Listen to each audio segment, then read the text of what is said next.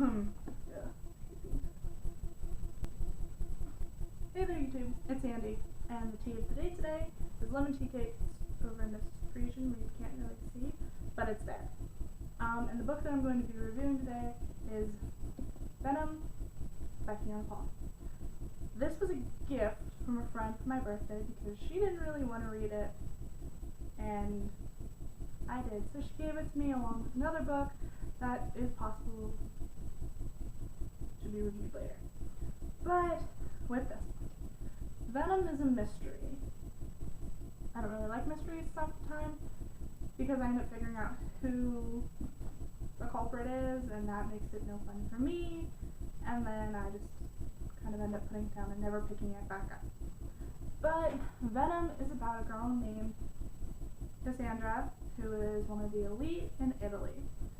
She is part of a really well-off family. She's engaged, and she should be really happy with her life, but she isn't after her parents' death. She's kind of in a cage, I guess that's how you could say it. Like, she's trapped, and she just wants out. But when the book starts off, one of her friends has died. So she's at a funeral. It's really sad and all that. But one night she sneaks out to the graveyard to write in her diary, and she goes to visit her friend's grave, where she finds a murdered girl who is not her friend. Along the way with this, she stumbles upon this artist named Falco, who's really sweet and charming, and she's like toying with the idea of going with him and not staying with her fiance, but she's really kind of drawn to him in a bad kind of way, I guess. Like, it's kind of like a typical, like, go with something you're not used to or stay home. But she wants to know who this murdered girl is, who the killer is, and her and Falco go off on this journey to find who the murderer is. Along the way, the murderer knows that she's looking for him, so she has to kind of, at first it was just kind of like a fun little thing to do. Why is finding a murderer fun? I will never know, I hope.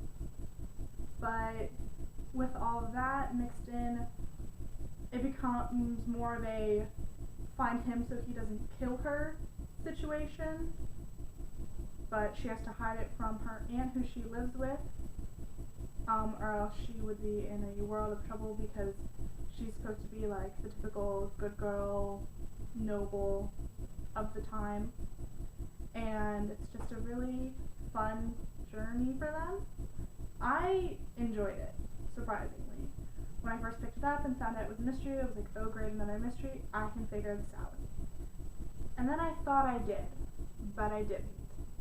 And Fiona Paul like really took me on like this twisting journey of like who really did it. Like, she kind of gives you a hint of who like she wants you to think it is, and then takes it back immediately. For a while you think it's Falco, and it's possible that it is, but I'm not going to spoil that. And Cass plays with that idea in her mind that, oh god, it's Falco, like, and she gets really scared, but at the same time she's falling in love with him, which I think is a really fun twist on it. I usually don't like when they throw romance into a mystery, but it kind of adds to it, I guess, and I loved it more than I thought I would. And I've been looking to get the second book, but I am a poor high school student who has no money, and when I do get money, I spend it on books.